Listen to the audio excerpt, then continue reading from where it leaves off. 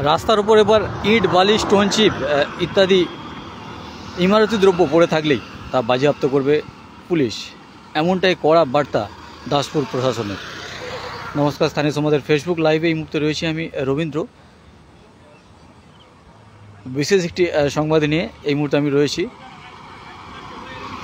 এখন অহরহ এই ধরনেরই ঘটনা ঘটছে যে রাস্তা প্রায় রাস্তার উপর বা রাস্তার পাশে ইট বালি স্টোন চিপ ইত্যাদি ইমারতি দ্রব্য আকচার পড়ে রয়েছে।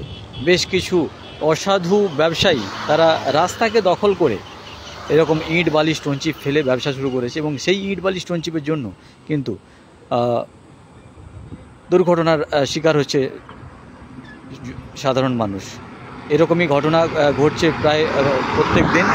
সেই জন্য দাসপুর প্রশাসন এবং দাসপুর পুলিশ কড়া বার্তা দিয়েছে, যদি এইভাবে রাস্তার পাশে ইট বালি স্টোন চিপ পড়ে থাকে তা কিন্তু তারা বাজেয়াপ্ত করবে। দাসপুর জুড়ে বিভিন্ন রাস্তার পাশে এইভাবে কিন্তু ইট বালি স্টোন চিপ ইত্যাদি ইমারতি দ্রব্য দাঁড় করে রাখা থাকে এবং বেশ কিছু অসাধু ব্যবসায়ী তারা রাস্তাকে কাজে লাগিয়ে তারা ব্যবসা শুরু করেছে এবং সেই ইট বালি স্টোন চিপ পড়ে থাকার ফলে পথচারী থেকে শুরু করে 4 চাকা থেকে শুরু করে 2 চাকার যান সেই ইট বালি স্টোন চিপে স্লিপ করে পড়ছে এবং পড়ে দুর্ঘটনার শিকার হচ্ছে।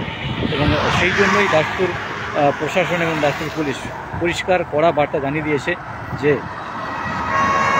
ইট বালি স্টোন চিপ অবিলম্বে না সরালে তারা কিন্তু তারা সেই সমস্ত মালপত্র বাজেয়াপ্ত করতে বাধ্য হবে।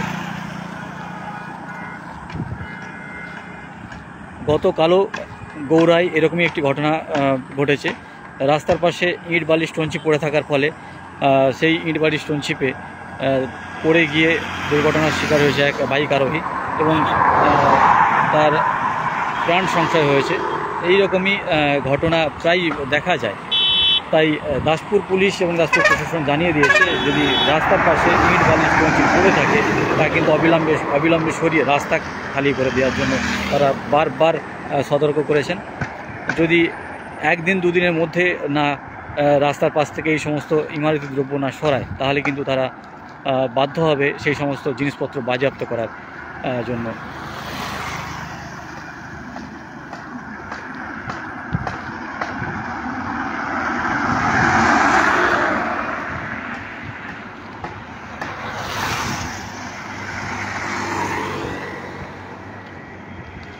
ব্যস্ততম রাস্তা, সবসময় গাড়ি ছুটেই চলেছে এবং সেই রাস্তার উপর রাস্তার উপর ইট বালি স্টোন চিপ ইত্যাদি ইমারতি দ্রব্য ফেলে কেউ নির্মাণ কার্য করছেন, কেউ বা ব্যবসা করছেন, যার ফলে দুর্ঘটনার শিকার হচ্ছে সাধারণ মানুষজন, নিরীহ মানুষজন।